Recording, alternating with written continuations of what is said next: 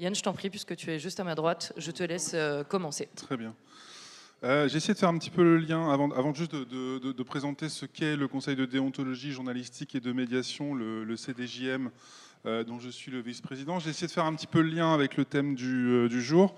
Et le premier constat qui m'est venu à l'esprit, c'est de dire que, c'est pas très original, mais c'est de dire que globalement, les journalistes n'aiment pas la critique, pas plus que les autres, et peut-être moins que les autres encore.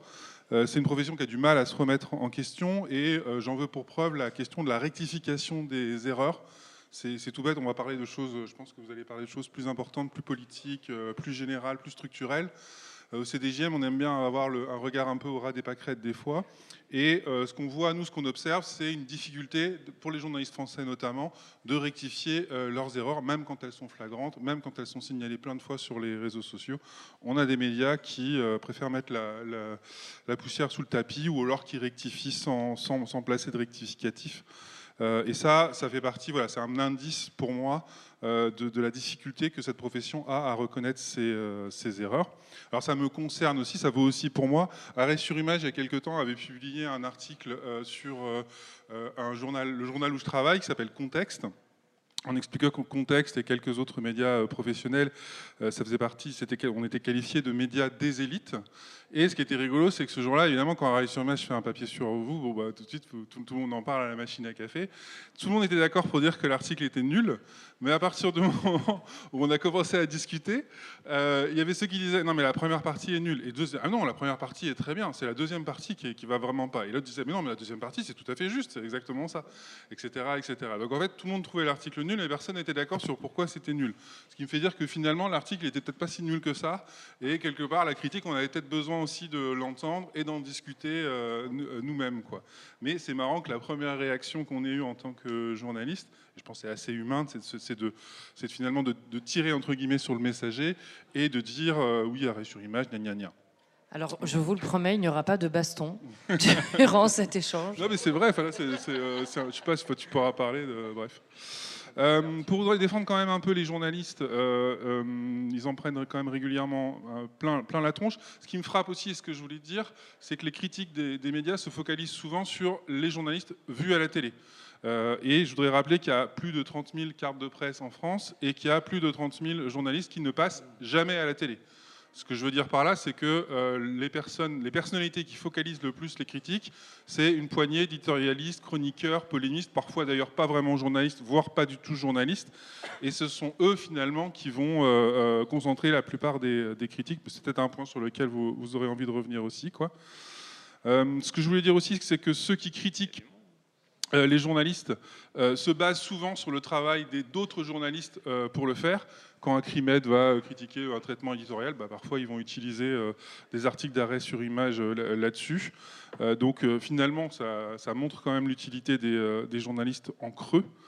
Voilà, le reste, bon, je vous épargne un peu mes états d'âme et mes réflexions pour venir au cœur du sujet, c'est-à-dire le CDJM. Et après, promis, je lâche le micro. Donc Conseil de déontologie journalistique et de médiation, qui était une manière finalement d'aller un petit peu au-delà de la critique médiatique, enfin, en tout cas de voir ce qu'il était possible de faire face à toutes ces critiques et face à toutes ces limites aujourd'hui du journalisme français. Et donc le Conseil de déontologie s'est créé en décembre 2019 pour pouvoir recevoir des saisines du public, des auditeurs, des téléspectateurs et des lecteurs, lorsqu'ils pensent qu'un journaliste n'a pas correctement fait son travail, en tout cas qu'il n'a pas respecté les règles de sa déontologie. Et le CDJM, dans ces cas-là, va publier un avis pour dire, c'est un avis, c'est vraiment juste un avis, pour dire si oui ou non il estime que les règles déontologiques ont été enfreintes. C'est aussi bête que ça. C'est un dispositif qui existe. Il y a une centaine de pays dans le monde qui ont des conseils de presse. Il y en a 17, je crois, dans l'Union européenne. Et donc c'est un dispositif plutôt bien rodé ailleurs, mais plutôt nouveau encore en France. Et voilà, donc ça c'est une réponse possible à toutes ces critiques. C'est ce qu'on appelle l'autorégulation indépendante de la déontologie journalistique. Et en France, ça s'installe plutôt bien. J'aurai aussi quelques chiffres là-dessus et puis d'autres prolongements si vous avez des questions. Merci. Robin. Alors, donc je suis rédacteur en chef du site Arrêt sur image.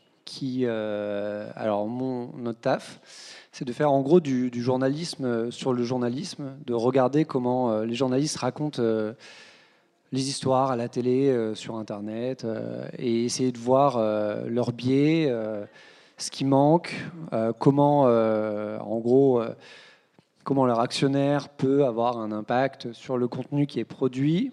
On est donc à la base Arrêt sur Image, c'est une émission qui était diffusée sur France Télévisions, sur France 5, il y a bien des années, que je n'ai jamais vue, parce qu'à l'époque j'étais beaucoup trop jeune, mais qui a été assez célèbre, notamment après un passage de Pierre Bourdieu face à Daniel Sherman, qui avait donné ensuite lieu à l'époque, on se battait via Tribune dans le monde diplomatique. Et donc aujourd'hui, c'est un site internet sur le même modèle que Mediapart. On vit principalement des abonnements et on produit principalement des articles au quotidien et une émission, la même que celle qui était diffusée avant, sur un gros thème d'actualité qui est diffusée tous les vendredis. Voilà. Merci Loumi. Bonjour. Alors moi je m'appelle Loumi, je travaille pour le journal L'Humanité, mais aujourd'hui je viens principalement vous parler donc, du Média Blast avec qui je travaille sur une émission spécifique qui s'appelle Rhinocéros, qui est une émission critique média qui sort 2 fois par mois, donc ça constitue mon travail principal on va dire avec les médias. Et c'est une émission que je coécris avec mon collègue Usul. Et donc là-dessus, nous, c'est un format qui est vidéo exclusivement. Enfin voilà, on parle aussi de presse écrite, mais on parle aussi effectivement beaucoup de télévision et de radio. Et notre alors nous, on était très admiratifs du travail d'Acrimed et d'Arrêt sur Image. C'est ce qui nous a donné envie d'ailleurs de commencer justement à faire de la critique média, nous aussi. Voilà, on a peut-être un autre ton, un peu moins sérieux peut-être, mais pour le coup, voilà, c'est vrai que c'est ces travaux-là qui nous ont donné envie d'en faire nous aussi. Simplement, on a un angle, nous, qui est plus spécifique, on va dire, c'est que vraiment, nous, on se focalise sur, disons, décrire la banalisation de l'extrême droite et la montée de l'extrême droite dans les médias, par les médias d'extrême droite eux-mêmes. Et donc voilà, c'est l'angle qu'on va avoir où, en quelque sorte, on essaye on assume notre position clairement voilà, contre l'extrême droite, on va dire, on ne se cache pas de ça. Et donc c'est l'angle principal par lequel on analyse les médias. Voilà, on a pu faire des petits pas de côté en parlant d'autres choses, mais quand même, ça nous paraît un petit peu l'urgence du moment. Donc voilà, c'est une émission récente et bon, pour l'instant, elle n'a pas trop d'effet. Mais qui fait des millions de vues sur Internet. On aura l'occasion d'en reparler. Peut-être qu'il faut fermer la porte, parce que là, on entend très fort ce qui se passe là-bas. Jérémy, je t'en prie. Vous m'entendez, ouais ? Bonjour, moi je m'appelle Jérémy Younes, je suis journaliste pour Acrimed. Donc c'est une association qui a 30 ans, qui a à peu près le même âge que Arrêt sur Image, qui est née dans la foulée des mouvements sociaux de 1995, donc déjà contre la réforme des retraites, le plan Juppé. Donc dès le départ, c'est une association qui est à la fois militante, qui entend rassembler des journalistes et des usagers des médias, parce que c'est l'une des choses à laquelle on tient, c'est qu'il ne faut pas laisser la critique des médias aux journalistes. Il faut que ce soit quelque chose que toute la société partage. Et notre métier, c'est comme Arrêt sur Image, d'informer sur l'information, de contester l'ordre médiatique existant et de mobiliser, puisqu'on a intégralement cette fonction d'association aussi. On n'est pas qu'un média. Notre critique, elle est radicale, dans le sens où elle se place dès le départ dans les problèmes structurels que nous identifions, qui ne sont pas la déontologie, qui sont plutôt la marchandisation de l'information, voilà, qui ne peut pas être une marchandise comme une autre, la concentration capitalistique des médias, et toutes ces choses-là. Donc voilà, notre critique s'inscrit là-dedans, et ça fait 30 ans que ça dure. C'est une association qui a 1700 adhérents, beaucoup de journalistes, certains connus, certains moins connus, et 7000 articles, et notre méthode s'appuyant sur effectivement des verbatims des journalistes très précis. On a un site qui rassemble aujourd'hui un corpus vraiment édifiant de déclarations sur 30 ans. Et effectivement, c'est vrai qu'on se concentre beaucoup sur les éditorialistes, sur les chefferies éditoriales, mais c'est pas par plaisir de taper sur eux, c'est parce que ce sont eux qui concentrent les pouvoirs de mise à l'agenda, les pouvoirs de cadrage, et c'est pour ça qu'on concentre notre critique sur eux, pas pour le plaisir de taper sur eux, mais parce que c'est eux qui concentrent les pouvoirs que le journalisme exerce. Merci. Donc j'avais envie de revenir avec vous sur la dernière séquence des municipales pour que vous nous expliquiez comment est-ce que vous avez traité et vu le traitement de l'information, surtout par les autres médias. Loumi, je voudrais commencer avec toi parce que j'ai regardé le rhinocéros que vous avez fait avec Usul à ce propos et qui porte comme nom Nouvelle-France la peur bleue des médias blancs. Et vous revenez beaucoup sur le fait que les principaux médias ont été très surpris par le bon score de la LFI aux dernières municipales. Oui, alors pourquoi on parle de médias blancs? Parce que si vous avez un petit peu regardé l'actualité dernièrement, et notamment depuis les municipales, il y a un racisme décomplexé extrêmement fort, et on parle même justement de communautarisme blanc. C'est-à-dire que les journalistes, bon déjà il y a très peu de... Alors là, vous connaissez peut-être l'AJAR, l'association des journalistes antiracistes et racisés, qui ne cesse d'alerter sur le fait que quand même on a des rédactions qui sont très blanches et qui ont beaucoup de biais racistes. Et pour le coup, c'est vrai que ça a des influences et on voit que ce n'est pas qu'un problème, par exemple, avec la chaîne CNews, c'est aussi sur le service public, c'est vraiment absolument partout, même dans la presse écrite, etc. Et on a remarqué, on va dire, ce serait tout un sujet, hein, donc vraiment pour rester sur les municipales à ce moment-là, en fait, avant, le racisme s'exprimait de façon parfois un petit peu détournée, en utilisant par exemple la laïcité ou justement le communautarisme, des choses comme ça. Aujourd'hui, on parle de couleur de peau. On parle de couleur de peau, sans détour. On fait des comparaisons de personnes noires avec des singes. C'est des choses qui arrivent. Et on a un régulateur qui s'appelle l'ARCOM qui laisse passer ces choses-là. On a un déferlement raciste et un discours qui a vraiment complètement basculé dans des comparaisons absolument terribles et où effectivement absolument plus rien n'arrête ça. Et on a remarqué par exemple, un ancien du GUD, donc le GUD c'est groupe Union Défense qui est un groupuscule d'extrême droite, qui maintenant est sur Europe 1 et peut déclarer tranquillement que Jean-Luc Mélenchon n'a pas une goutte de sang français qui coule dans ses veines. Enfin, je ne vais pas faire toute la liste des horreurs qui sont dites, mais effectivement depuis les municipales en tout cas, il y a eu une espèce d'accélération. On a l'impression que ça s'accélère tout le temps et on ne sait pas trop où ça va s'arrêter. Mais voilà, puisque maintenant on peut faire des saluts nazis qui ne ressemblent plus à des saluts nazis, de toute façon, est-ce qu'il y a encore vraiment des barrières? Est-ce qu'il y a encore vraiment des limites à l'extrême droite dans les médias? On se pose vraiment la question. Nous, ça nous alerte. Oui. Non, juste parce que du coup, tu as donné l'exemple d'Europe 1. Juste avant, quand tu disais qu'un candidat avait été traité de singe, il me semble que c'était une référence à CNews. Mais ça veut bien dire que ça ne se circonscrit pas uniquement à CNews, qui depuis longtemps, on va dire, a été identifié comme une chaîne raciste. Ça veut bien dire que c'est plus large que ça. Oui, tout à fait. C'est sur le plateau de BFM TV, la matinale d'Apolline de Malherbe, qu'avait été répétée une fake news qui venait directement de la fachosphère, en expliquant que le nouveau maire de Saint-Denis, Bali Bagayoko, avait parlé de la ville des Noirs, alors qu'il parlait de la ville des rois.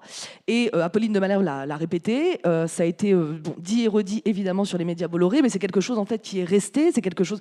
Et puis encore une fois, il y a aussi, comme je disais, donc ils passent parfois par d'autres chemins, laïcité et tout ça, mais ils instrumentalisent aussi énormément l'antisémitisme. Pareil, quand ils parlent par exemple de l'électorat de LFI, ce serait un électorat quelque part antisémite, parce que musulman, des espèces de raccourcis comme ça, voilà, de suprémacistes parfois. Enfin voilà, vraiment, c'est des choses qui sont absolument alarmantes. Et c'est vrai que... ça touche en fait tout notre paysage médiatique. Alors oui, sur CNews c'est flagrant, mais voilà, disons, on en reparlera de toute façon plus tard. Je veux juste peut-être dire un petit mot, c'est qu'en fait le fait qu'il y ait un racisme aussi décomplexé et une criminalisation de la gauche en même temps antiraciste, hein, pas n'importe quelle gauche, vraiment la gauche qui assume l'antiracisme, ça a des conséquences réelles.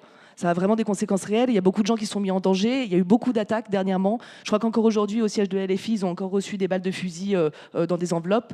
Il y a des gens qui ont été attaqués. Et puis aussi, on se focus beaucoup sur les personnes connues qui sont attaquées. Mais les militants de terrain en prennent beaucoup, reçoivent également beaucoup de menaces. Il y a eu des attaques au couteau. Il y a eu des alertes à la bombe, des attaques de permanence et de locaux syndicaux. En fait, ça a de réelles conséquences, ces discours, dans la réalité des gens. Ça, on n'en parle pas du tout dans les médias.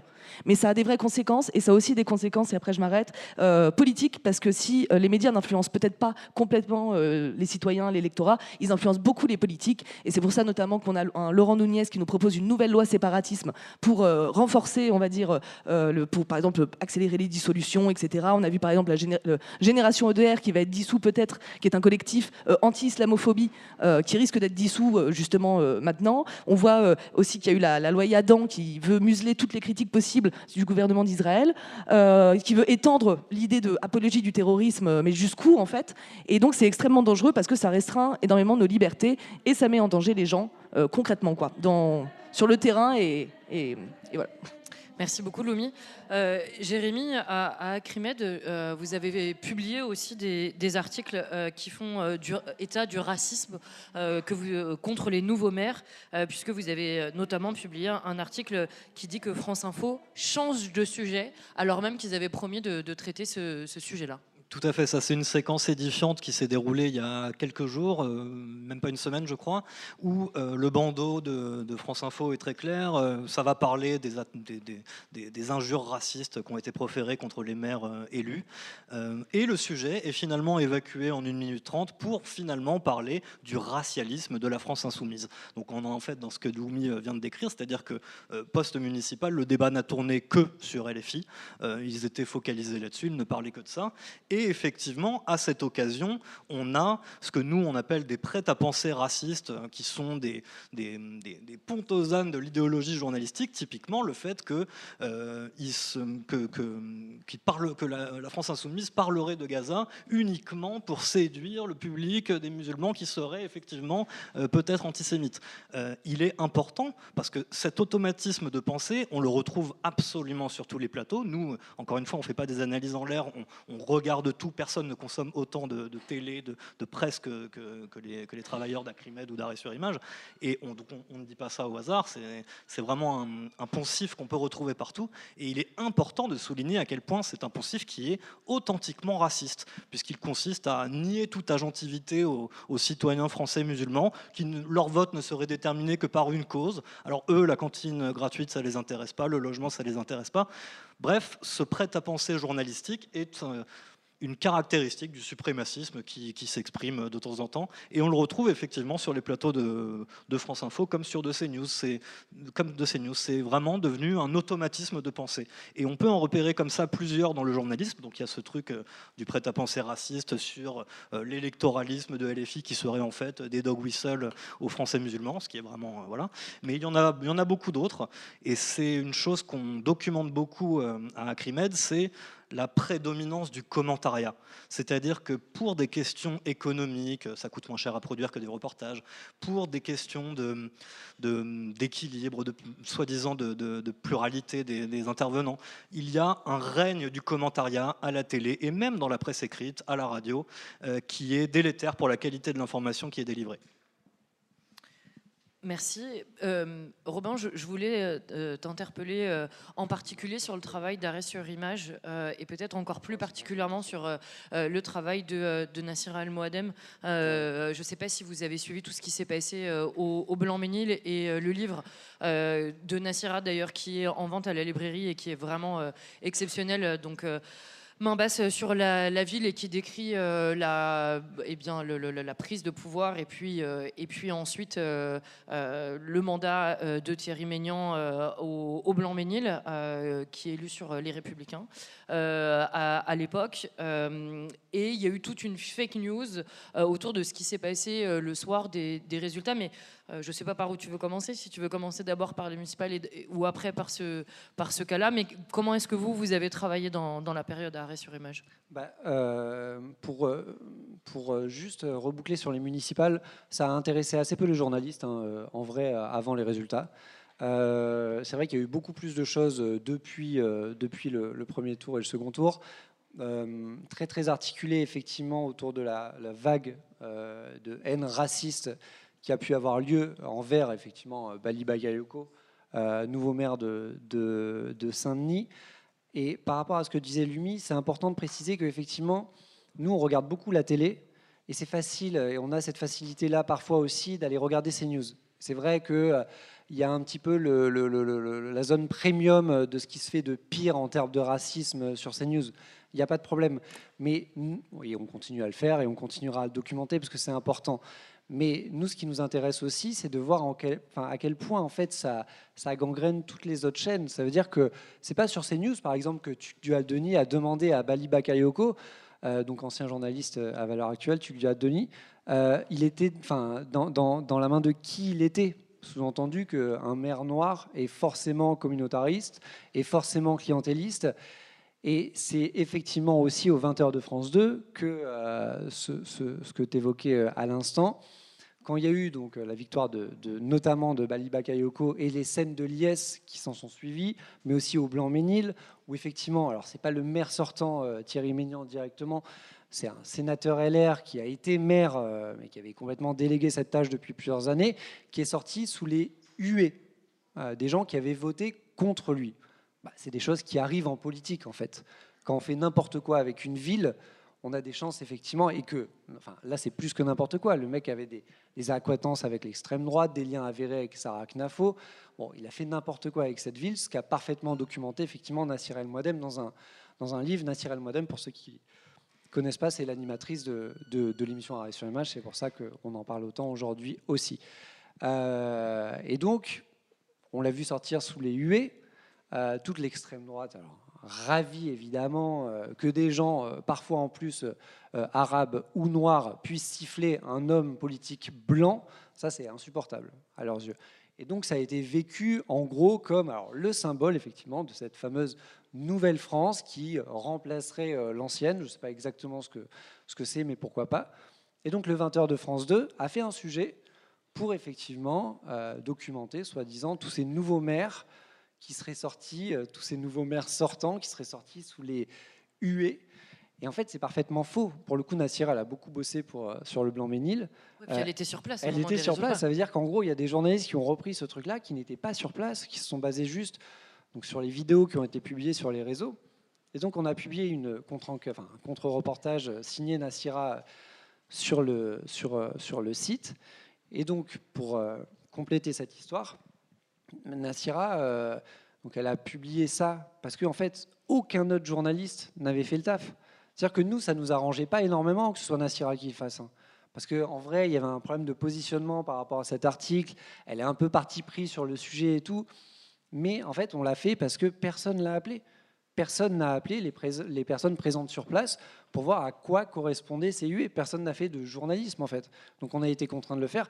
Et par ailleurs, Nassira a été complètement insulté et menacé de mort par ce fameux Thierry Maignan, sénateur LR, maire sortant du Blanc-Ménil. Dans le monde. Dans le monde. Dans le monde.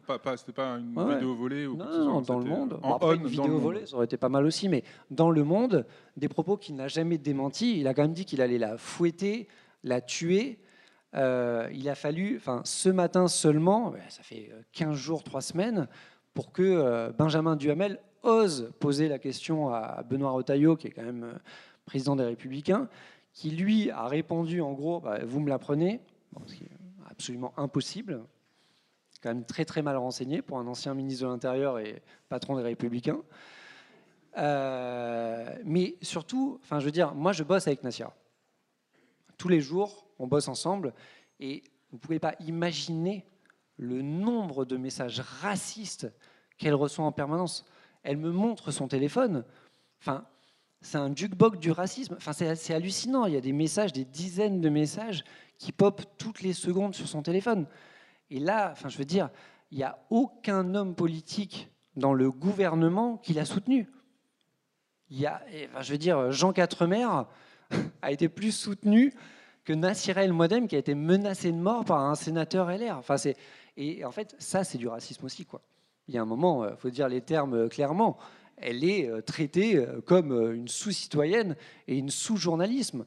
Une sous-journaliste. Il y a vraiment un truc de...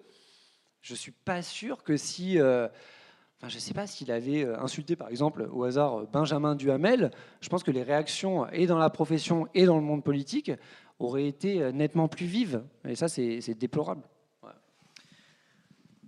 Je voudrais vous faire réagir tous les quatre à ces informations qu'on a vues aussi ces derniers jours. Il me semble que c'est Lina et puis Libération qui les ont reprises sur le nombre de mentions concernant Sarah Knafo à Paris et Rachid Dati et tous les candidates à la mairie de Paris, mais qui ont montré à quel point est-ce que Sarah Knafo avait été extrêmement...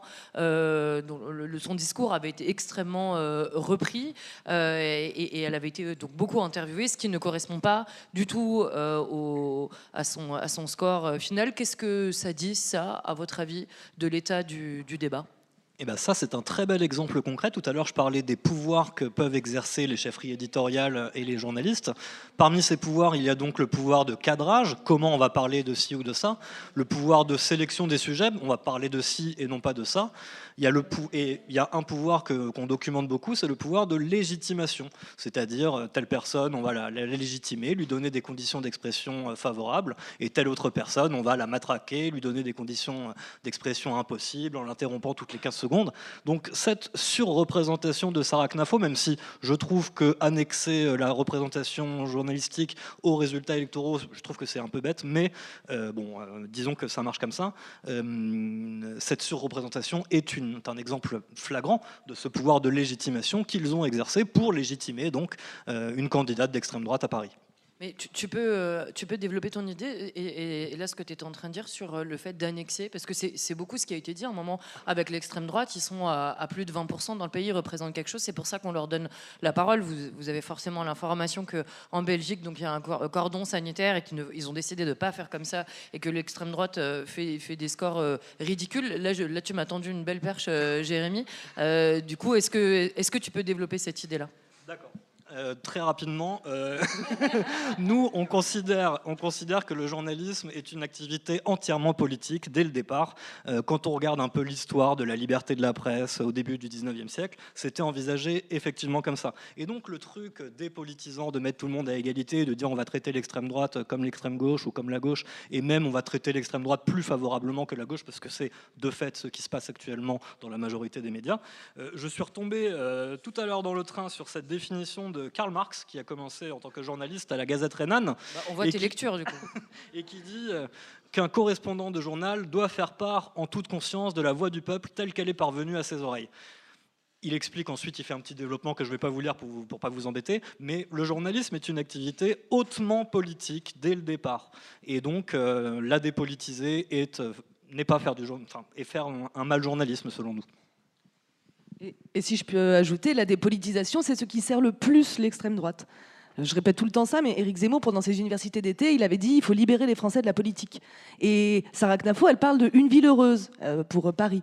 Ils veulent absolument se détacher de cette étiquette d'extrême droite et ils veulent en fait tout faire pour dépolitiser les gens, parce que voilà, comme on le dit toujours, ça on le répète aussi beaucoup dans Rhinocéros, forcément, les gens politisés, c'est des gens qui se syndiquent, c'est des gens qui se posent des questions, qui se rebellent, qui s'informent, et ça leur convient pas du tout. Donc effectivement, je suis complètement d'accord, il y a un très gros problème avec nos journalistes qui, en réalité, je parle donc là des journalistes politiques, effectivement, donc principalement les stars, ceux qui ont le plus la parole, finalement, ceux qu'on voit le plus, ceux qui ont le plus de pouvoir, finalement, aussi d'influence. Le gros problème, c'est qu'ils sont journalistes politiques, mais la plupart d'entre eux n'ont aucune idée de comment on fait de la politique, de ce qui se passe sur le terrain. Qu'est-ce que c'est de militantisme ? Est-ce qu'ils sont déjà allés voir ce qui se passe dans un syndicat ? Sans forcément qu'eux-mêmes soient militants, mais simplement, est-ce qu'ils savent comment ça se passe, justement, dans les comités de quartier, comment les personnes s'organisent, dans les associations, etc. Parce que, effectivement, comment on peut parler de politique, prétendre pouvoir expliquer comment les choses fonctionnent quand on est juste dans des questions de casting à commenter les uns et les autres et pas se rendre compte de ce que c'est la réalité. Je fais un petit détour, pardon, je suis lyonnaise, donc sur l'affaire de Rank, par exemple. Tous les politiques étaient complètement d'accord pour parler de LFI, de toutes sortes de choses, mais absolument, alors que pourtant il y a plein de recherches là-dessus, et puis il suffit d'écouter les militants, absolument personne avait l'air d'être au courant qu'il y avait des néo-nazis dans Lyon depuis des années, et que c'était un problème, et que la police ne faisait rien, et donc que des gens se sont organisés, et que c'est comme ça qu'est née la Jeune Garde et d'autres groupes militants antifascistes, et que d'ailleurs, l'antifascisme ne se résume pas à de l'autodéfense populaire. L'antifascisme, c'est énormément de choses très très différentes. Et bref, en fait, c'est des choses qui sont... Là, ce que je vous dis, pour moi, c'est des bases. Mais nos journalistes de plateau, qui sont censés être les représentants, les plus grands connaisseurs de la politique en France, c'est eux qui ont cette parole sur la politique, sont incapables d'aller étudier ça, sont incapables d'avoir une connaissance de l'histoire, une connaissance de ce qui se passe dans les villes, de ce qui se passe pour les gens en réalité. Et c'est simplement du commentariat de qui va faire alliance avec qui va être élu à tel moment, les présidentielles. Alors ça, c'est vraiment kiff total. Mais voilà, ce que nous, on appelle la politique, ce qui se passe réellement dans la vie des gens et la façon dont les travailleurs s'organisent, par exemple, ça, c'est pas un sujet pour eux. Et c'est aussi pour ça, d'ailleurs, qu'on a des journalistes qui sont tous dans une même pensée néolibérale de « il n'y a pas d'alternative », etc.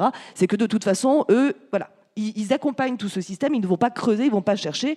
Et voilà, je m'arrête. Parce que... Mais j'entends ce que tu dis, Loumi, mais en même temps, on peut pas. Je ne sais pas si on peut se dire qu'un bon journaliste sur les questions agricoles est forcément un agriculteur. Je caricature un peu, mais par rapport à ce que tu disais, mais ça me semble intéressant sur le côté connaissance du terrain et en même temps où se placent les journalistes dans tout ça.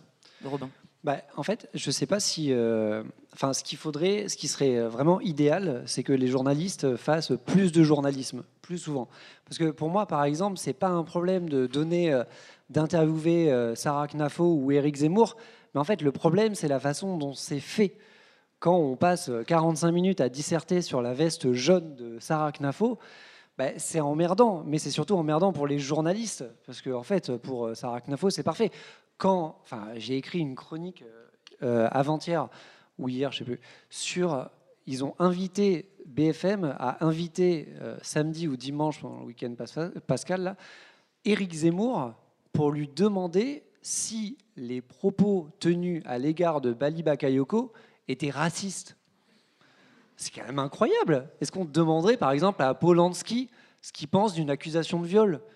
Non mais c'est hallucinant. C'est-à-dire qu'on demande à un multirécidiviste, à un délinquant, concrètement, condamné plusieurs fois pour incitation à la haine raciale, si quelque chose est raciste ou pas.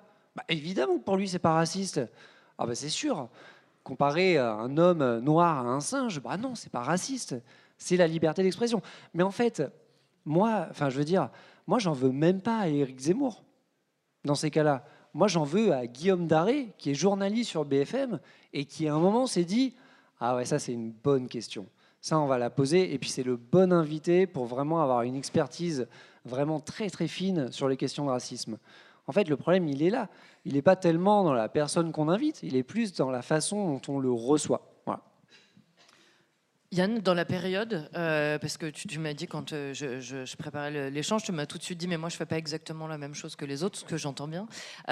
Comment est-ce qu'on fait un petit pas de côté? Comment est-ce que le CDJM se positionne dans la période? Comment vous avez analysé ce qui s'est passé au moment des municipales? Est-ce que vous avez reçu beaucoup de saisines? Est-ce que ça s'est beaucoup concentré sur les résultats, sur les gens à la télé? C'est ce que tu disais tout à l'heure, les journalistes les plus visibles potentiellement?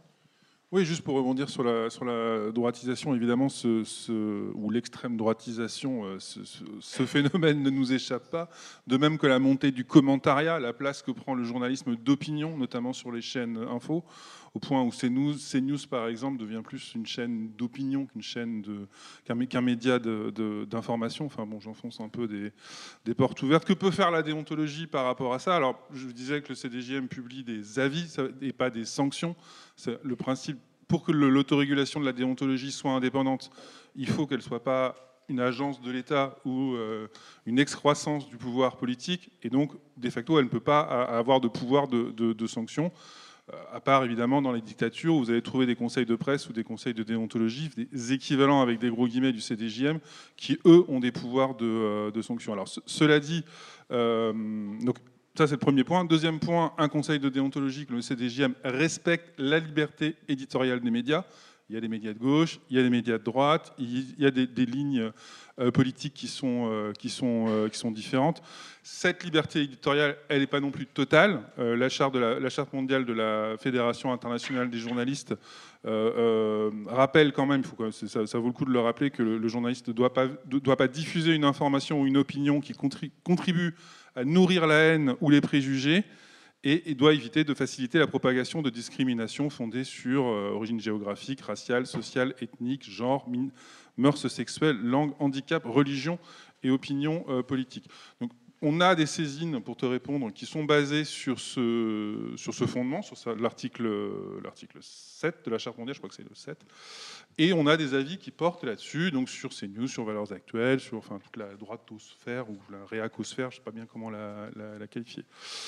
La question que je me pose, moi, c'est est-ce que c'est important Oui, en tout cas, si on nous saisit là-dessus, on répond, on fait des avis. À titre personnel, au sein du CDJM, ça m'intéresse davantage de travailler avec les médias qui ont envie de faire du journalisme, pour reprendre l'expression de mon voisin, pour voir comment mieux faire du journalisme, comment progresser sur les règles déontologiques, quoi. Et j'ai un exemple récent d'un hebdomadaire qui s'appelle La Vie, qui a reçu un avis négatif du CDJM. On a dit, bah là, La Vie, pas terrible ce que vous avez fait, sur une question de rectification des erreurs. Et le réflexe de la journaliste de La Vie, ça n'a pas été de critiquer ou de dire c'est nul, etc., mais de nous inviter, enfin de m'inviter à rencontrer l'ensemble de la rédaction. Donc, voir ce qui peut être amélioré, c'est aussi quand même une piste pour renforcer la légitimité des médias qui font du journalisme et qui ont à cœur de respecter les règles, y compris celles que je viens de citer sur ne pas nourrir les préjugés et ne pas inciter à la discrimination. Voilà, il me semble que dans plein d'exemples qu'ont cité mes camarades, elle a été un peu malmenée, cette règle, mais de voir, voilà, travailler aussi avec les médias qui veulent progresser. Mais en fait, après, il faut comprendre un truc un peu particulier, c'est que le journalisme, c'est quand même un métier un peu chelou dans le sens où il n'y a pas vraiment de... Je veux dire, dans plein d'autres métiers, d'ailleurs la plupart des autres métiers, quand on fait mal son métier, on est sanctionné. Même des fois, on le perd. Dans le journalisme, pas trop. Enfin, et ça, c'est un vrai truc. Enfin, je ne suis pas pour virer les journalistes, hein, je ne suis pas pour que des gens perdent leur emploi, ce n'est pas le problème. Mais nous, on fait l'expérience chaque semaine de journalistes qui font mal leur métier. Ça nous arrive aussi de mal le faire, hein. On n'est pas parfait et tout, mais qui refusent ensuite de venir en parler. Par exemple, je vous donne un petit exemple, parce qu'on a parlé beaucoup d'extrême droite, mais il y a d'autres problèmes aussi. Typiquement, l'interview de Sergueï Lavrov par Léa Salamé la semaine dernière. On a fait notre émission là-dessus, parce que cette interview, elle est scandaleuse. Elle est, je veux dire, c'est quand même le ministre des Affaires étrangères russe. Bon, alors c'est un beau coup médiatique, mais l'interview, elle est nulle, quoi. On n'apprend rien, et en même temps, c'est très difficile d'interviewer Lavrov. Aucun journaliste sur Terre n'y arrive. Il enlève son oreillette à chaque réponse. C'est impossible de le relancer. Il répète toujours la même chose. Il ment en permanence. C'est super dur. Mais on s'est dit, on va quand même faire l'émission là-dessus. On invite Philippe Corbet. On n'a même pas essayé Léa Salamé, hein, parce que c'est pas... Quand on l'appelle, elle veut savoir de quel droit on lui pose ce genre de questions. Donc, on essaye Philippe Corbet, qui est directeur de l'information à France Télévisions. Et en fait, il a décliné. Mais en fait, ils déclinent tous.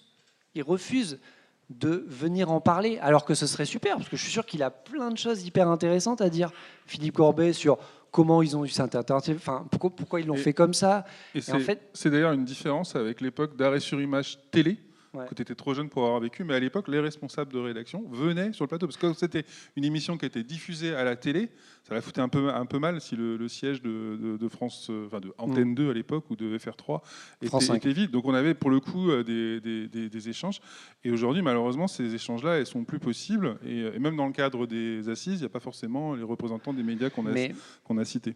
Mais en fait, c'est uniquement parce que le rapport de force est moins en notre faveur. À l'époque, il y avait 1 million de personnes qui regardaient chaque semaine à la télévision. Là, c'est moins le cas. Donc, en fait, ils ne se sentent pas obligés. Mais je pense qu'ils auraient intérêt, dans l'intérêt du public, de venir en fait expliquer comment ils travaillent. Parce que ça, c'est un truc qu'ils font jamais. Ils viennent jamais expliquer comment ils travaillent, ce qui démystifierait pas mal de trucs et qui permettrait aussi au public de comprendre un peu mieux comment se pratique ce métier, quoi. Ça me permet de rebondir sur un truc que Yann Guégan a dit au début, et c'est vrai, c'est quelque chose qu'on remarque à chaque fois. Les journalistes n'aiment pas être critiqués. Voilà, ce que tu viens de dire le démontre. Ils ne se sentent plus obligés de venir s'expliquer si le rapport de force n'est pas en leur défaveur. Faut savoir que nous, on est journalistes aussi, hein, on est payé sur la convention collective des journalistes, et il faut qu'on se questionne sur ce manque de réflexivité du métier. Pourquoi est-ce qu'ils n'acceptent pas d'être critiqués ? Et nous, alors, on a comment dire, dégagé pas mal de raisons structurelles à ça. Vous connaissez peut-être la carte qui possède quoi d'Acrimed, qui montre la concentration capitalistique, mais il y a aussi un fait majeur qui est trop peu soulevé et qui, à mon avis, que chacun a en tête ici, même en regardant les participants aux assises du journalisme, c'est l'homogénéité sociale de ce métier. Le corporatisme qu'on observe à différentes occasions, pour moi, c'est un réflexe de classe très clairement identifié. C'est la petite bourgeoisie qui a confisqué ce métier, le journalisme. Je le dis en termes terme non marxiste, c'est la classe moyenne propriétaire, voilà, pour le dire plus gentiment, pour que ce ne soit pas entendu comme une accusation. Et ça pose des véritables problèmes sur ce qui est produit, notamment sur l'invisibilisation totale des classes populaires. Quand on regarde la télé, la presse, la radio, on a l'impression qu'elles n'existent plus dans ce pays. On a parlé du racisme juste avant, c'est aussi ça. Et sur le manque de réflexivité, nous, on attribue en partie aussi à ça, ainsi qu'à la concentration capitalistique et à toute une série d'autres choses, le fait que les journalistes n'aiment pas être critiqués, surtout par des gens qui ne sont pas journalistes. Du coup, Loumi, ça me donne l'occasion toute trouvée de te donner la parole à ce propos, parce que du coup, donc, on travaille ensemble sur la mission de l'Humanité, mais bon, d'ailleurs que ce soit à Blast ou à l'Humanité, toi, tu n'as pas le statut de journaliste. Comment est-ce qu'on se sent finalement assez à l'aise, je vais le dire de cette manière-là, pour justement critiquer le travail des journalistes? Je rejoins ce que, du coup, Acrimed, ce qu'on disait au début, qu'Acrimed dit, c'est-à-dire que c'est très bien qu'il y ait des gens qui ne soient pas journalistes, qui critiquent les journalistes. Les journalistes, eux, ils n'ont pas de souci à aller faire des petits commentaires sur les métiers des uns et des autres toute la journée, à expliquer qui est une feignasse et qui n'en est pas une, qui mérite ceci, qui mérite cela, et ils vont aussi pouvoir dire calmement que vous devez partir à la retraite plus tard, peu importe le métier que vous faites. Not all journalistes quand même. Hein. Ceux qu'on entend le plus, évidemment. Des journalistes, parce que... Vous êtes susceptible. Non. Du coup, c'est vrai que pour le coup, on entend quand même, voilà, il y a beaucoup de critiques. Et donc pourquoi ? En fait, c'est un peu comme à l'Assemblée nationale, on dit toujours, il faudrait que ce soit pas toujours justement la bourgeoisie ou des personnes qui n'ont jamais travaillé de leur vie, qui viennent représenter les citoyens. Si on est dans une démocratie, c'est vrai que ça devrait être quand même un peu plus représentatif de la société. Moi, je pense que pour les journalistes, effectivement, c'est ça. Ça devrait être beaucoup plus représentatif de la société. Et aussi pour une raison très simple, c'est pour avoir de véritables informations qui soient aussi différentes, parce que on en parlait tout à l'heure avec Jérémy, je disais, moi je viens pas du tout de ce milieu-là, j'ai fait des métiers très différents avant, j'ai été manutentionnaire et j'ai été secrétaire dans des collèges et des lycées, donc à la fois métier de bureau et à la fois métier manuel, enfin donc des choses qui sont très différentes, mais par exemple j'ai vu de mes yeux des accidents du travail, j'ai vu de mes yeux des choses que peut-être des personnes qui, voilà, Benjamin Duhamel, peut-être qu'il a fait toute sa vie entre l'école de journalisme et après les plateaux de télévision, quand il vient parler justement de la souffrance au travail, on va dire qu'il va avoir, ça va toujours être les mêmes personnes qui vont en parler avec leur vécu à eux, disons, leur sociologie. Et il peut très bien en parler, bien sûr, s'il est renseigné et tout, il n'y a pas de souci. Mais en fait, on a besoin d'avoir beaucoup plus sur des plateaux. Je prends la question du travail parce que je trouve qu'elle est assez centrale. Mais voilà, que viennent des syndicalistes, que viennent des travailleurs, enfin voilà, je répète un petit peu ce que dit mon camarade, mais pour le coup, c'est hyper important parce que sinon, comment peut-on avoir une véritable information de comment ça se passe réellement pour les personnes et justement de pouvoir après amener des questions aux politiques qui votent les lois sur les retraites, sur le chômage, etc. Comment on peut leur poser des bonnes questions si on ne sait pas comment ça se passe, si on ne se base que sur des préjugés. Et donc voilà, donc c'est très bien à la fois d'étudier, bien sûr. Les journalistes parfois font du très bon boulot, font beaucoup de recherches et étudient, mais je trouve que c'est bien aussi qu'il y ait des gens qui viennent d'ailleurs, et notamment pour critiquer les médias, qui soient extérieurs. Et voilà. Mais c'est vrai que les journalistes n'aiment pas être critiqués, mais alors ils aiment encore moins être critiqués par des gens qui ne sont pas journalistes. Ça, de quel droit, quoi. D'ailleurs, je peux rebondir là-dessus, parce qu'au CDJM, la manière dont est constitué le conseil de déontologie en France, il y a un collège journaliste, un collège éditeur, donc qui représente les médias, et un collège public. Et c'est vrai que c'est une question qu'on me pose parfois. Et en plus, les trois ont le même poids à l'intérieur, que ce soit dans la vie de l'association, que ce soit au moment des votes sur les avis, au moment des décisions. Les trois ont le même poids, quoi. Et c'est vrai que j'ai des journalistes ou des patrons qui disent « Mais pourquoi vous avez un collège public ? Ces gens-là ne connaissent pas la presse, ne savent pas ce que c'est la déontologie. » On a toujours insisté, nous, pour dire que c'était important d'avoir des représentants des lecteurs, des téléspectateurs, des auditeurs qui se mêlent aussi de déontologie, qui se forment à la question et qui participent au débat. J'ai plein de questions, mais j'ai pas envie du tout de vous frustrer. Il y a déjà une dame qui a levé la main. Est-ce qu'il y a d'autres mains qui se lèvent ? Ouais, c'est ça. Mais j'ai pas envie de frustrer les gens, donc je vais vous passer la parole et si on a le temps, on parle juste après de la commission. Merci beaucoup. Bonjour, donc moi je suis Sophie Delpont, je suis présidente de Réseau ESJ Lille, donc l'association des anciennes et anciens de l'École supérieure de journalisme de Lille, qui n'a rien à voir avec ESJ Paris. Voilà. Et donc, alors je réagissais parce que il se trouve que j'ai été journaliste à Radio France pendant 15 ans et journaliste politique au service politique de la rédaction de France Culture. Et qu'en fait, figurez-vous que ce que vous disiez sur le fait que les journalistes doivent aller sur le terrain, eh ben moi je le faisais. C'est-à-dire que j'ai fait les reportages sur les gilets jaunes, par exemple, que personne à la rédaction ne voulait faire, que moi je suis allée faire. Parce qu'en fait, c'était très politique. Et qu'il y avait d'autres choses aussi. C'est que moi, quand j'étais recrutée là-bas, à l'époque, j'avais dit, moi, j'aime pas trop les blablas. J'aime pas trop les gens qui parlent des trucs de cours d'école dans le monde politique, que moi, ça m'intéresse pas. Et on m'a embauchée pour cette raison-là. Parce que moi, j'étais journaliste économique et que j'aimais aussi parler de la vie des gens en ayant été sur le terrain dans plusieurs endroits. Et donc, j'ai fait aussi des reportages à Cuba, quand Fidel Castro il est mort, et aussi Place Tahrir, quand il y a eu la Révolution. Donc, je suis allée sur le terrain. Voilà. Bah, c'est super, Voilà. bah, c'est ce qu'il faut. Mais j'y travaille plus à Radio France maintenant. C'est dommage. Mais bah, c'est dommage. du coup. Ah non, mais Merci, en tout cas. c'est génial. Je suis Et c'est d'accord ce que je avec dis, c'est ce Voilà, je c'est ce faisais, qu'il moi. faut. Et effectivement, mais je pense qu'on n'arrête pas de le dire depuis le début. Bien sûr qu'on ne parle pas de tous les journalistes, mais on parle des journalistes qui ont, voilà, qui malheureusement ont aussi le plus de pouvoir d'influence, hein, qui sont invités à l'Élysée, etc., et qui ont un impact très néfaste, on va dire, et qui sont. Voilà. Oui, mais en fait, je trouve. Mais Et c'est pour ça surtout, que il y a un, je voulais juste vous demander de préciser, parce que par rapport à ce que vous venez de dire, est-ce que du coup ce que vous vouliez dire c'est j'étais la seule dans ma rédac et je suis bien d'accord avec vous, il faut plus, ou finalement d'apporter une nuance et de dire c'est plus général que ça? Alors donc j'étais pas la seule à faire ça à l'époque à la rédaction de France Culture. Par contre, effectivement, quand moi j'ai intégré le monde effectivement des journalistes politiques, je trouvais ça un peu surprenant qu'on confonde éditorialiste et journaliste. C'est pas le même métier évidemment, comme celui d'animateur et de journaliste reporter. C'est pas le même métier également. Ils sont complémentaires, mais ça n'a rien à voir le métier évidemment. Donc du coup, moi, les gens, et notamment évidemment aussi que moi j'aimais la radio et que je regardais pas la télé. Sauf quand j'étais payée pour le faire. Maintenant, je ne suis plus journaliste politique à France Culture, mais donc maintenant, j'ai plus la télé. Parce que ça me fatiguait, en fait, parfois, de voir des gesticulations et des interprétations de machins qui, moi, m'intéressaient pas. Et mon enfant, il a 4 ans, lui, en cours d'école. Et moi, ça m'intéressait pas, ces histoires-là. Voilà.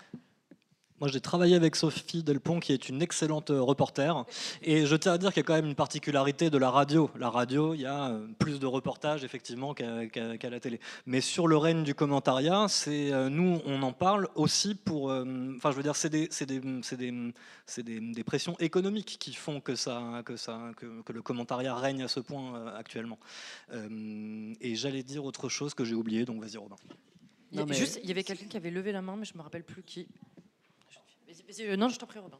Non, mais juste pour détendre un peu l'atmosphère, nous ne détestons pas les journalistes, évidemment, et je suis tout à fait prêt à concéder que les journalistes sont globalement très mal représentés, effectivement, par une catégorie de journalistes éditorialistes qui travestissent, je pense, l'idée même du journalisme dans l'esprit des gens. Enfin, je veux dire, mais le problème, c'est que ma mère, quand elle me parle de l'actualité, elle ne me parle pas des excellents reportages de Luc Mathieu en Syrie, dans Libé. Et c'est pour ça aussi qu'on est obligé malheureusement de documenter cette matière-là. Mais effectivement, il y a un delta de qualité professionnelle parmi les journalistes et humaine qui est très important dans cette profession. Et j'ajoute que ce soit Arrêt sur Image ou Acrimed, on n'arrête pas de documenter une double dynamique qui est la concentration du pouvoir aux mains des chefferies éditoriales que vous voyez à la télé, à la radio et dans les éditos des journaux, et en même temps une précarisation terrible des soutiers de l'information, comme on dit. Je peux en parler moi-même, puisque j'ai été pendant 5 ans pigiste avant d'arriver chez Acrimed. Je faisais à la fois des enquêtes dans le Canard enchaîné et j'étais vendeur en boulangerie le week-end. Donc vous voyez, on n'est pas, même si on a des discours globaux parce qu'on s'appuie sur des analyses structurelles, mais évidemment qu'on ne met pas le reporter pigiste ou sur le planning de Radio France à égalité avec ceux qui détiennent le pouvoir de cadrage, de légitimation dont on parlait tout à l'heure. Oui, il y a de moins en moins de moyens, juste en une phrase et j'ai terminé, mais c'est vrai qu'il y a aussi de moins en moins de moyens pour l'enquête, pour le reportage, et donc c'est vraiment très très compliqué, on voit qu'il y en a de moins en moins, notamment sur le service public, et donc c'est voilà, une réduction de moyens permanente, et voilà, je ne vais pas répéter ce qui a été dit, donc c'est pour ça qu'il y a aussi une place toujours plus grande pour le commentariat. Je crois que c'est Arrêt sur Image aussi qui expliquait par exemple que le JT de France 2, maintenant que c'est Léa Salamé qui est à sa tête, il y a une place beaucoup plus importante qui est accordée aux faits divers par exemple, et donc il laisse beaucoup moins de place pour par exemple l'international ou du travail de terrain, quoi. Mais bref, voilà. Bonjour, je m'appelle Carmen Weidweider, je suis étudiante à l'ISCPA Et on voit depuis plusieurs mois, voire plusieurs années, que les militants de gauche discutent beaucoup de la divergence centriste, même libéraliste de l'émission Quotidien. Est-ce que c'est quelque chose que vous avez pu voir ou est-ce que vous pouvez en parler, s'il vous plaît ? Bon, non, très rapidement, parce que c'est... oui. oui, c'est... En fait, au quotidien, ça me fait penser aussi à France Inter, parce qu'ils sont tous les deux très souvent ciblés justement par les médias d'extrême droite, en disant que ce sont des médias de gauche. Souvent, c'est François-Olivier Gisbert qui disait ce sont des médias de gauche, etc., dans une scène où lui-même se déclarait 25% de gauche. Enfin bon. Du coup... très souvent, ça va être présenté comme ça, mais par l'extrême droite. Donc, en fait, quand c'est présenté comme ça par l'extrême droite, il faut quand même, les personnes qui sont réellement de gauche ou d'extrême gauche, savent très bien que pour le coup, non, Quotidien, c'est une émission qui est clairement un peu comme le reste du paysage, c'est-à-dire qui accompagne, une pensée néolibérale. C'est un entre-soi très bourgeois. Je ne sais pas si vous avez aussi, ça me fait penser parfois à quelle époque, qui a par exemple reçu la femme de Bernard Arnault. Je ne sais pas si vous avez vu cette séquence incroyable, pour qu'elle vienne se refaire une image sur le plateau de Léa Salamé. C'était très drôle parce que pour la femme de Bernard Arnault, je pense qu'elle les regardait comme si c'était tous des ploucs, alors que c'est un peu l'élite bourgeoise de nos journaux. Et donc l'émission Quotidien, effectivement, il y a cet entre-soi bourgeois, cette promotion qui est faite. La différence avec quelle époque, c'est que c'est pas le service public quand même, c'est important.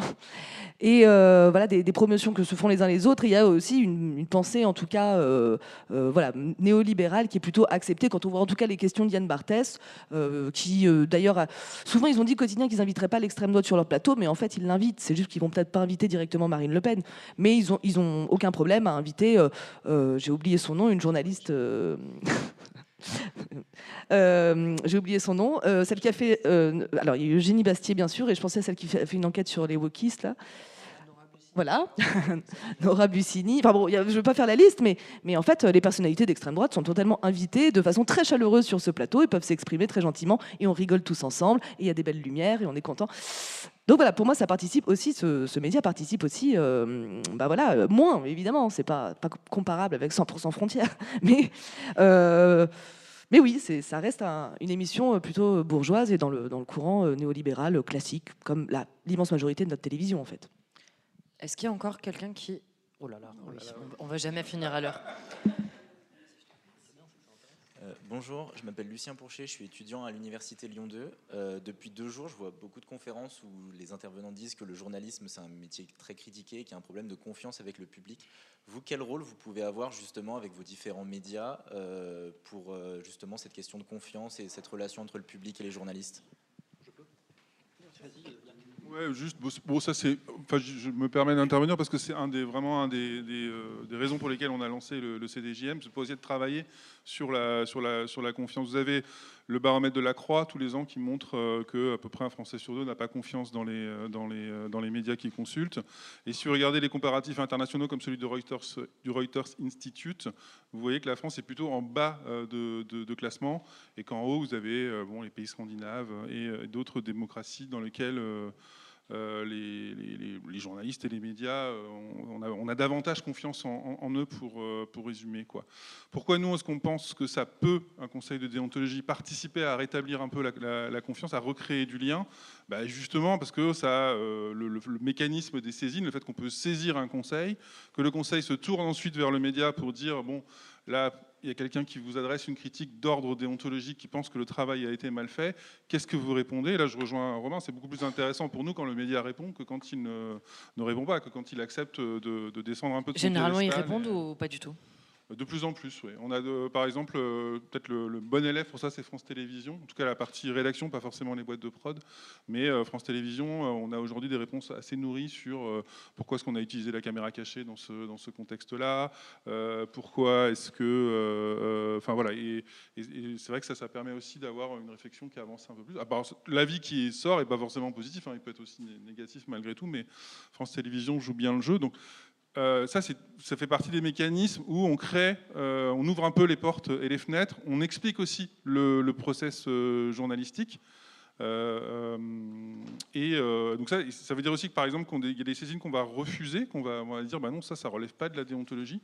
vous n'êtes pas content parce que tel journaliste a fait tel choix de sujet ou d'angle, mais sa liberté éditoriale demeure, ou sa liberté de ton demeure et doit être respectée par un conseil de déontologie. Mais on va expliquer ça. On parlait des municipales, on a eu plusieurs saisines du type ah ouais, le Canard local, il a donné la parole à un des candidats et à pas l'autre. Ou alors il a donné la parole à un candidat dans un grand article et à l'autre dans un petit article, quoi. Bon, bah là, on rappelle que les journaux écrits, de presse écrite, ne sont pas tenus au respect des temps de parole, comme c'est le cas pour l'ARCOM et les médias régulés. Blast n'est pas forcé de publier des discours de Zemmour. Blast, en tant que site internet, n'a pas les mêmes obligations. Alors ça se discute, hein, si on rentre un peu dans la technique, mais n'a pas les mêmes obligations en temps de parole que CNews ou que d'autres. Donc il ça s'agit fait partie des choses qu'on doit expliquer. d'expliquer comment le journalisme se construit, Voilà, permet de rétablir de la confiance. Voilà. Et pour rebondir, parce que j'entends évidemment toutes les critiques et le discours de mes voisins. Les questions d'indépendance, elles sont au cœur aussi du travail d'un conseil de déontologie, tout simplement parce que s'il n'y a pas d'indépendance des journalistes, si les journalistes sont pilotés entre guillemets par un actionnaire ou sous pression des annonceurs ou sous pression économique parce qu'ils sont mal payés ou précarisés, forcément on ne peut pas s'intéresser à leur déontologie. Ils ne sont pas suffisamment libres entre guillemets de leur travail pour qu'une analyse déontologique ou une réflexion déontologique ait du sens. Donc on défend aussi CDJM les questions d'indépendance de la rédaction. Donc on n'est pas, voilà. Malgré tout, les mots de la presse, moi depuis 25 ans que je suis journaliste, je les connais bien, la précarisation, la montée du journalisme d'opinion, du commentariat, les pressions des annonceurs, les pressions parfois de l'audience aussi, des communautés, hein, pour les nouveaux créateurs qui se retrouvent du coup un peu dépendants aussi de leur propre audience, quoi. Et ben, il y a plein de choses qui nous échappent en tant que journalistes. Il y a un truc qu'on peut faire, c'est de travailler ensemble sur la déontologie, par exemple au sein du CDJM, pour essayer de faire avancer un peu et d'avoir une information de meilleure qualité, au moins pour ceux qui jouent le jeu. Yann, oui, voilà. Très court en quelques mots pour que le monsieur sur la question de la confiance avec les médias, je vais faire très court. Nous, on considère que dans l'état actuel de la presse, c'est une très bonne nouvelle que les gens se méfient des médias. Ça montre qu'il y a un esprit critique encore en éveil et qui ne sont pas anesthésiés par l'unanimité que nous documentons souvent. Ça fait 30 ans qu'Acrimed essaye de faire de la question des médias une question entièrement politique. Cette défiance est le signe que c'est en train de devenir une question entièrement politique, et on le voit avec beaucoup de partis qui s'en saisissent. Et une façon de rétablir la confiance dans les médias, si on estime que c'est un objectif, eh bien, c'est d'agir sur les trucs structurels. La déontologie en fait partie, mais avant tout, la concentration capitalistique dans les mains d'industriels. C'est pas possible que ce soit les industriels qui financent la presse. On ne voit pas pourquoi. Et par contre, on voit ce que ça a comme effet. Voilà. Non, je me demande, alors je suis journaliste honoraire, comme on dit, je suis membre du CDJM. Je me demandais si ce débat n'aurait pas dû s'appeler quand les médias critiquent politiquement les médias. Parce que c'est beaucoup plus une critique politique des médias, très intéressante, et dont je partage énormément de choses qui a été dites, qui a été faite. Mais je pense qu'il faut jouer carte sur table. Et je vais jouer carte sur table, j'ai fait un cauchemar. J'ai pensé que j'étais invité à assister à un débat aux universités d'été de Reconquête. Et je me suis dit, j'entendrai la même chose, seulement on ne taperait pas sur Quotidien, ou on ne taperait pas sur France Inter, on ne taperait pas sur tous les journalistes, mais on vanterait Frontières, on vanterait Livre Noir, je crois qu'il n'existe plus, etc., etc. Attention, mes amis, si vous voulez faire une critique des médias, essayez de ne pas essentialiser trop. Ma consoeur l'a dit tout à l'heure et elle a raison. Je lisais tout à l'heure un journal local qui est plein d'erreurs et qui est certainement contrôlé par un capitaliste, et je suis d'accord, j'ai un passé de militant syndical pour me battre contre cela. Mais ce journal local, il racontait une grève. Mais ce journal local, il racontait les difficultés des agriculteurs et il était sur le terrain. Ça n'est pas ce dont on parle le plus. Faites attention. Quand vous essentialisez trop la profession, comme je viens de l'entendre, il y a quelquefois des confrères qui prennent des coups dans la gueule sur le terrain. Mais c'est ce qu'on dénonce. Oui, justement. Mais attendez, laissez-moi finir, madame. Les journalistes locaux, on en prend leur défense en permanence, voilà, et ils sont victimes totalement. Il n'y a pas que les journalistes locaux. Je ne vous rends pas responsable, je ne vous trouvez pas sur mon propos, je ne vous rends pas responsable du fait que les journalistes prennent des coups sur la gueule. Mais je pense que la critique efficace des médias, elle peut être politique, mais elle doit être fine. Or, j'ai entendu Alors là- deux, trois choses qui manquaient de finesse. À mon avis, on est plutôt dans un moment où c'est le contraire. Et il faut tenir une ligne un peu droite. S'il vous plaît, ouais, depuis tout à l'heure, on s'applaudit pas, donc je vous propose que. Je pense qu'il on faut reste tenir à la l'écoute. ligne, en fait, puisque le fascisme arrive et qu'il va vraiment démolir la presse. Il va vraiment démolir la presse. Donc c'est le moment de tenir une ligne un petit peu forte, voilà, si on ne veut pas accepter que le fascisme arrive dans le pays. Donc je pense que c'est bien, voilà, d'assumer, de bousculer, et voilà, tout simplement. Par ailleurs, quand même, il faut faire un tout petit peu confiance en les gens qui nous lisent, qui regardent l'actualité et qui, je pense, savent, eux, discerner les bons journalistes des mauvais. Moi, je ne suis pas là pour mettre à l'aise les journalistes. Hein. Ils ont une responsabilité, on leur rappelle. Mais en fait, ils ont une responsabilité. Écrire des articles, choisir la façon dont on raconte une histoire, c'est un pouvoir énorme. Il y a peu de gens qui ont ce privilège-là, de pouvoir choisir la manière dont on raconte une histoire, la manière dont on fait commencer cette histoire. C'est un truc de dingue, enfin, en vrai. Et donc moi, je suis très à l'aise avec le fait de mettre ces gens-là face à leurs responsabilités. Ils ont une responsabilité immense. Mais non, mais je pense que les gens savent très très bien discerner quand je parle de Yann Barthès et quand je parle de Yann Barthès, je ne parle pas d'un correspondant local en Picardie. Mais bien sûr que les gens savent très très bien faire la différence. Alors, je vous propose, et je suis ravie que personne ne fasse la sieste et soit en pleine digestion. Je sens qu'il y a de la tension et c'est très intéressant. Je vous propose qu'on prenne une dernière question. Comme derrière, il va y avoir d'autres débats dans la salle, il va se passer plein de choses. On va devoir en terminer là, mais vous pourrez sauter sur les intervenants tout en respectant leur intégrité physique pour continuer l'échange avec eux. Évidemment, ça ne s'arrête pas. J'étais sûre qu'on allait arriver à ce moment-là, mais c'est pas grave. Je t'en prie. Bonjour, je suis journaliste aussi et je viens de Kanaki, Nouvelle-Calédonie, et je voulais juste vous demander, bon, la question vaut un peu moins pour Lumi, mais comment on fait de la critique des médias et justement comment en fait on élargit sa grille de lecture quand on critique le média, quand on fait justement soi-même partie de cette classe. Voilà, merci. Très rapidement, moi j'ai dit un mot de la méthode tout à l'heure. Je dis pas ça pour vanter, je sais pas quoi, mais je pense sincèrement que personne ne consomme autant de presse que nous. Nous lisons toute la presse locale tous les jours, toute la presse nationale. Nous regardons les chaînes d'information en continu, les magazines d'actualité le soir, les JT. Personne ne bouffe autant de médias que nous. Donc nous faire croire qu'on n'a pas une analyse fine de la situation, là, pour moi, vient de s'exprimer ce qu'on disait tout à l'heure, c'est-à-dire que les journalistes n'aiment pas qu'on critique les journalistes, et notre critique, elle est parfaitement précise, et c'est pour ça qu'elle est appréciée d'ailleurs, c'est parce qu'elle repose toujours sur des verbatim extrêmement précis qu'on va dégoter parfois dans un petit canard local, parfois chez Yann Barthès, et donc j'entends votre critique, et oui, excuse-moi. C'est vrai que je pense qu'il répondait encore. Du coup, je suis désolé. Jérémy, on t'a pris en flagrant délit. Du coup, j'ai répondu à la question précédente parce que ça m'avait énervé un petit peu. Je laisse Robin répondre du coup là-dessus. Mais sur la méthodologie, j'avais dit pas de baston dans cette salle. Ça consiste à bouffer énormément de presse. Et évidemment, nous, on n'a jamais dit qu'on avait un point de vue neutre et objectif. On sait que moi, ça fait 11 ans que je suis journaliste, que j'ai une carte de presse. J'ai travaillé à France Inter, au Canard enchaîné. Enfin, je sais que je suis entièrement journaliste et que c'est une position particulière pour critiquer les médias. Mais il me semble que c'est pas une position moins légitime que celle d'un usager, que celle d'un patron de presse, que celle de je sais pas quoi. C'est un point de vue qu'on exprime, qui est situé dans nos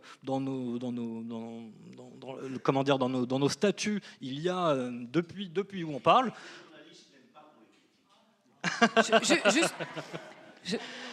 Je vous propose, Robin, peut-être, parce que Arrêt sur image me paraît être peut-être le mieux placé pour répondre à la jeune femme. Tu lui réponds en quelques mots, et puis ensuite je vous propose j'ai mal qu'on s'en entendu arrête la là. question. Je veux bien. Comment on se sent légitime à critiquer les médias depuis l'intérieur des médias? Je retransmets à peu près. Ah ouais.